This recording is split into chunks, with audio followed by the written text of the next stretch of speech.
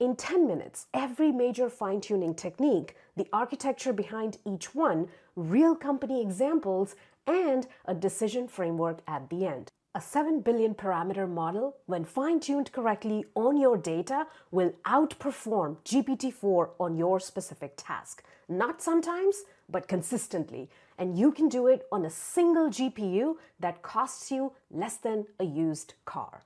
The reason most people don't is that they think fine-tuning is a research lab problem. It stopped being that 2 years ago.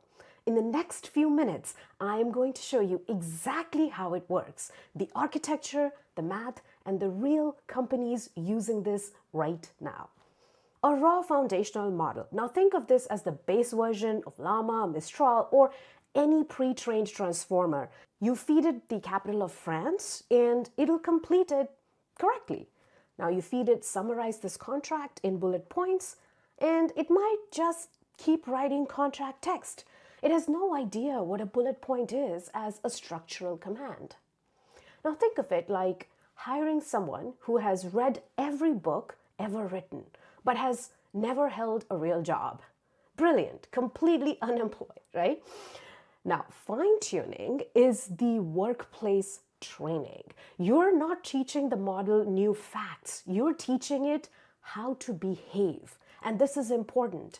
Fine-tuning gives you 3 things: behavioral alignment, domain knowledge, and value alignment. Now, every technique we cover today is optimizing one or more of these 3 things.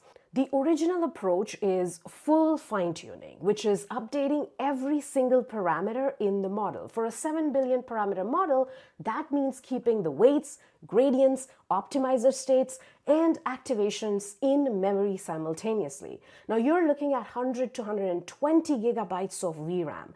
That's multiple A100s. Now multiple tens of thousands of dollars per run as well.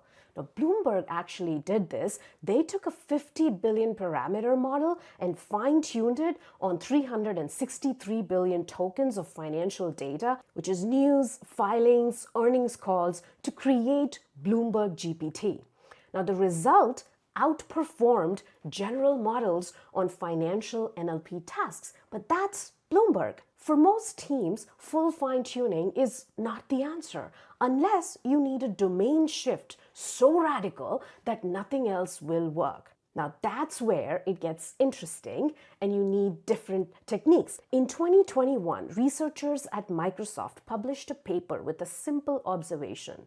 When you fine-tune a model, the actual weight changes live in a surprisingly low dimensional space. You don't need to update all 7 billion parameters. You just need to update the right subspaces. And that's LoRA, low rank adaptation. Here's the architecture for it. For any weight matrix in the model, instead of updating that full matrix during training, you inject 2 tiny matrices alongside it. A down projection that compresses to rank 8 and an up projection that expands back out. Now you're training roughly 0.25% of the parameters. After training, you merge them into the base weight. The deployed model is architecturally identical, 0 added latency. Meta used exactly this to adapt Llama 2 for code generation. Performance competitive with dedicated code models at a fraction of the compute cost. QLoRA takes this further for anyone without enterprise hardware. It quantizes the frozen base model to 4-bit precision using a format called normal float form. A 7 billion parameter model drops from 14 gigabytes to 6 to 8 gigabytes. The LoRa adapters still train in 16-bit, but the net result is that fine-tune a state-of-the-art model on a single RTX 4090. Now, researchers have built medical QA models on hospital datasets on a single workstation, patient data never leaving that building. DoRA is the latest refinement. LoRa couples 2 things that should move independently: the magnitude of a weight vector and its direction. DoRA explicitly decouples them.